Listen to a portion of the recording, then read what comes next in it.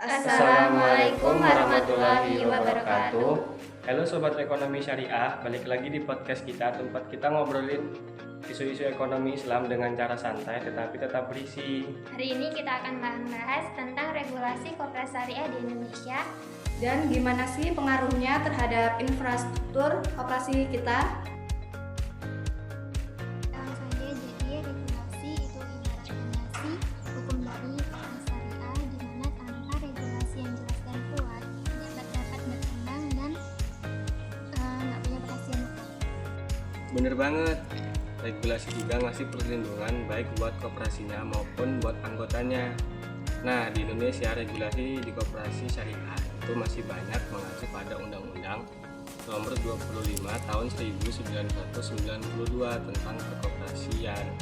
Tapi sayangnya undang-undang ini belum secara spesifik mengatur koperasi syariah. Jadi masih terkesan melekat ke koperasi konvensional. Nah, ini yang jadi tantangan besar. Apalagi setelah hadirnya Undang-Undang Cipta Kerja Nomor 11 Tahun 2020 dan Undang-Undang Nomor 6 Tahun 2023, beberapa aturan koperasi direvisi tapi belum secara eksplisit membedakan koperasi syariah.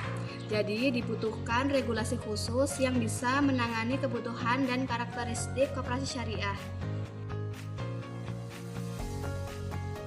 Selain undang-undang, ada juga peraturan pemerintah kayak Peraturan Pemerintah Nomor 7 Tahun 2021 tentang kemudahan dan perlindungan untuk koperasi dan UMKM.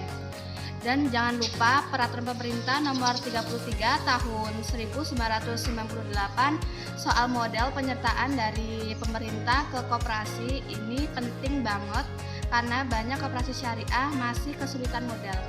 Masalahnya inflasi di lapangan belum rata. Belum semua koperasi tahu atau bisa mengakses fasilitas itu. Kadang informasinya juga minim banget. Dari segi sangat besar, harus adanya sosialisasi yang masif, insentif kebijakan, dan tentu saja pengawasan hukum. Jadi, untuk solusinya bagaimana? Yang pertama ya tentu perlu regulasi khusus koperasi syariah. Harus beda dari koperasi konvensional karena prinsip dasarnya juga beda. Jadi yang kedua itu pemerintah bisa bikin skema pendanaan syariah seperti sukuk, kartu dana zakat, dan wakaf produktif. Ini bisa jadi sumber modal koperasi yang sesuai dengan prinsip Islam. Yang terakhir perlu ada sinergi antara regulator, pelaku koperasi, dan lembaga pendidikan buat mencetak SDM yang paham koperasi syariah. Edukasi masyarakat juga penting, makin mereka paham tentang koperasi syariah makin juga bisa kuat. Jadi intinya itu regulasi itu krusial banget buat mendukung pertumbuhan koperasi syariah.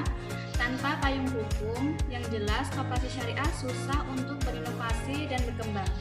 Kedepannya harapan kita tuh pemerintah buat undang-undang khusus koperasi syariah nggak jadi satu sama undang-undang koperasi konvensional. Assalamualaikum warahmatullahi wabarakatuh. Terima kasih buat kalian yang sudah dengerin podcast dari kami. Jangan lupa untuk di follow, di like, dan juga di share ke teman-teman kalian. See you guys. See you.